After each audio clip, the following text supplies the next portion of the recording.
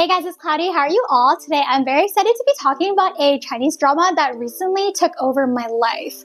I have such a big struggle juggling anime, Korean dramas, and also Chinese dramas. I actually tend to watch more Chinese dramas in the colder seasons and more anime in the warmer seasons. And then for K-dramas, it's kind of sprinkled throughout. So I have like a sort of seasonal mood that I get into when I watch dramas. But the thing is, if I want to watch a Chinese drama, it honestly really takes over my life because Chinese dramas typically tend to be 40 episodes or more, and each episode is like an hour long, so it actually takes up a lot of time throughout my day. I will admit I have been neglecting a lot of like seasonal shows and like recent releases because I have been trying to like chase and finish this drama. So today we're going to be talking about everything related to Snow Eagle Lord, from the story to the characters, the world building, and I'm going to give my overall thoughts. I am not going to spoil everything for the beginning of the vlog, so if you're not familiar with the show and you want to learn more, you can stick around for like almost all of it. When we get to my overall thoughts, there will be spoilers, so based on the timestamps below, you guys can like jump around if you like, and if you don't want to watch any of the spoilers, that's okay too. So without further ado, let's get started. Snow Eagle Lord follows a boy named Dongbo Xueying, who is played by Shu Kai, very handsome Chinese actor, very popular. Dongbo Xueying lives in a kingdom that is constantly plagued by demons. Even though his family is only responsible for their like snow territory, demons are constantly trying to like take over the empire. Unfortunately, as a child, his father is slain and his mother is kidnapped, so he spends his life cultivating and training so that he can be strong enough to join the war against demons. And of course, ultimately become a hero and also purge demonic influence from his lands. On his journey, he encounters a lot of skilled martial artists, and I feel like the structure in which he encounters martial artists reminds me a lot of the classic storytelling framework in Jin Young's works like Condor Shooting Heroes. So he meets knights who are more like martial artist driven, and also magicians who are more spell focused. They're comrades that share in his fight against the demon clan, and basically they create like a main dream team of friends who appear in all of the main arcs of the story, while side characters become recurring characters that take bigger roles or smaller roles depending on what arc we are following. And then of course most of the show follows the big conflict between the Sha clan, which are the good guys, and also the demon clan.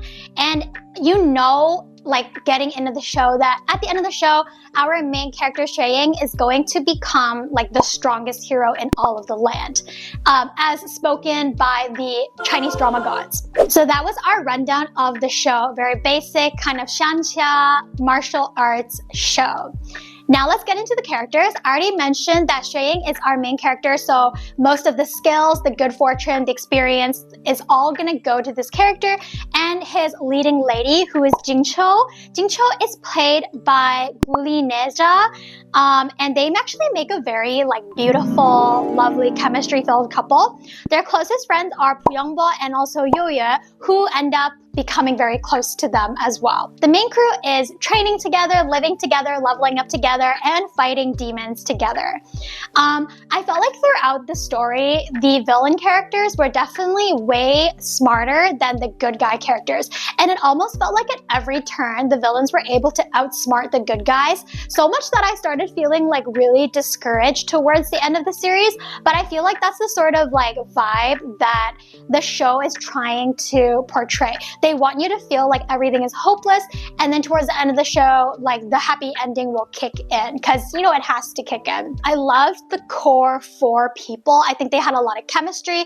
I loved their brotherhood and their friendship and just the relationships between each other, whether they're romantic or not. Next, I want to talk about the world building, which is a little bit of a hot mess. The world building actually reminds me a bit of like games where there's like certain levels you can attain, and once you attain the highest max level, you basically outpower everyone else.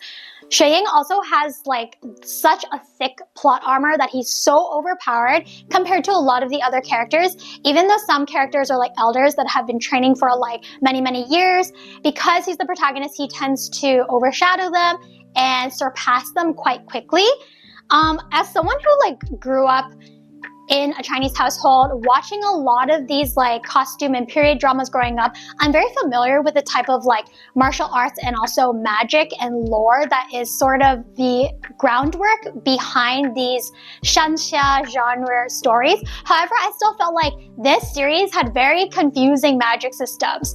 Like there were a lot of like true meaning cultivation techniques. We did not really understand how cultivation works as a fighter knight compared to being a magician. Like at some point of their journey, do they have to choose which path they do? I feel like they all train the same way, but maybe they emphasize, if I want to be a magician, I just practice magician techniques more. If I want to be a knight, I just practice martial arts more. But then it doesn't make sense because it seems like Shui Ying just mixes them both together. So it's like very confusing how any of like the leveling up and cultivation techniques actually work. That being said, there's a lot of CGI and a lot of action. So if you get swept up in that, you don't really have to think too deeply about the actual like magic system. And now I'm going to talk about some of my overall thoughts. And this section is going to have spoilers because I'm going to talk about some of the character arcs that I really loved for people, and also some of like the issues that I had with the show. Firstly, the music did not impact me as much as other shows did. So unfortunately, like the emotional scenes were not that memorable for me. I feel like for Chinese dramas especially, the soundtrack is a really big deal when it comes to like getting the tone and atmosphere of the shows just right. A lot of people actually find the CGI quite jarring with all like the magic powers and the sparks and all the colors. So I think the emotional tones and the way the relationships are portrayed through the music and also the direction plays a really big role in how memorable the emotional moments are. Unfortunately, not that emotional for me, but I still enjoyed the storytelling nonetheless. Also, my issue with the villains is that some were just so smart in like forwarding the plot, and some were just cookie cutter annoying characters that just did not have any business being that evil and doing annoying things. For example, Si Tu Hong, who is like the male rival to Shui Ying for Jing Chou's love, I felt like he was just like the worst villain ever. He would do something and then he would get caught immediately, like 2 seconds later. And I thought that was just like insane. Considering how he's like always trying to outsmart Shui Ying, like sir, you don't have enough brain cells to outsmart anyone on screen. So I was very disappointed with his character. Also, Jirong was such an annoying character because every time she did something, she would blame other people for calling her evil, but she's doing evil things, so people think she's evil, but she's like, why are you calling me evil? I'm only half a demon. I thought that like circular storytelling and repetitive events were just like really tiring, especially because she kept tricking Shui Ying's brother over and over again for absolutely no reason. None of that had to drag on as long as it did, and I wish they got rid of her character way sooner. That being said, the actress, who's actually an idol from this like SNH idol group, she's actually a really good actress.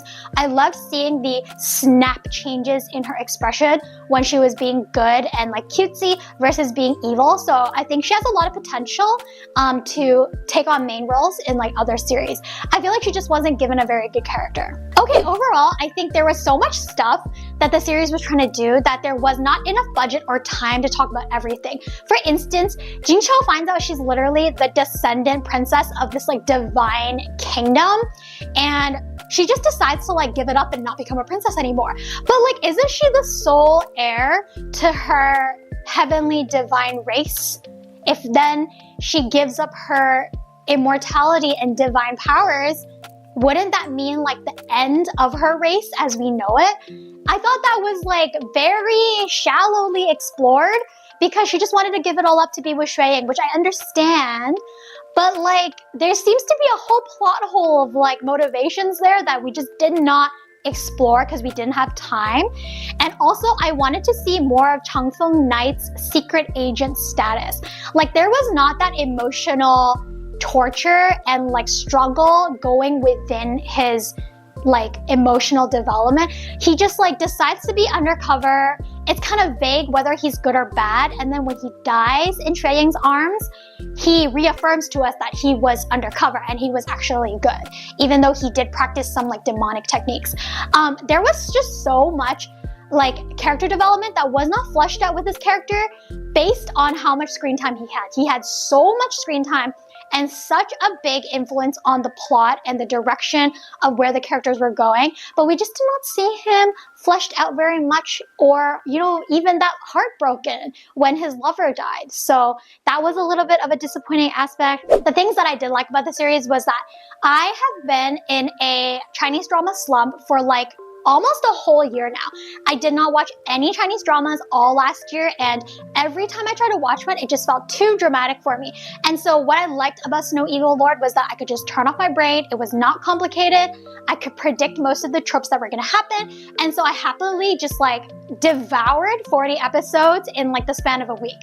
Honestly, like really, really fun and easy show to get into if you're like trying to get into the shanxia martial arts genre.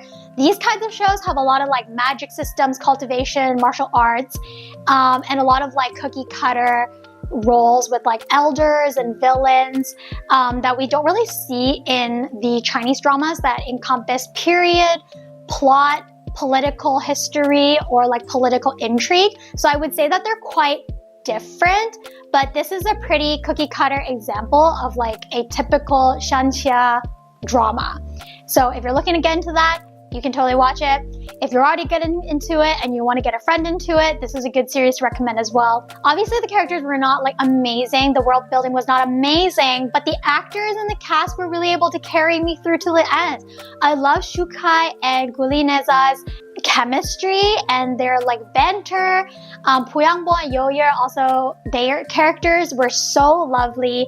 Youyue's character was actually my favorite out of everything because she actually starts off as the main couple's love rival. She's like vying for Sheying's attention in the first half of the show, and slowly she just like lets that childhood crush go away. She truly finds someone that she vibes with, is on her same frequency.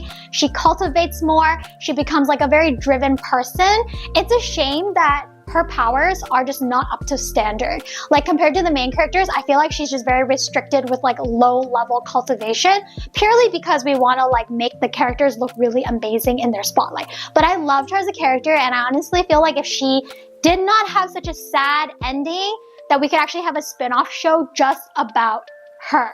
Like she's such a great fleshed out three-dimensional character, and she's just so charming. The actress was so lovely.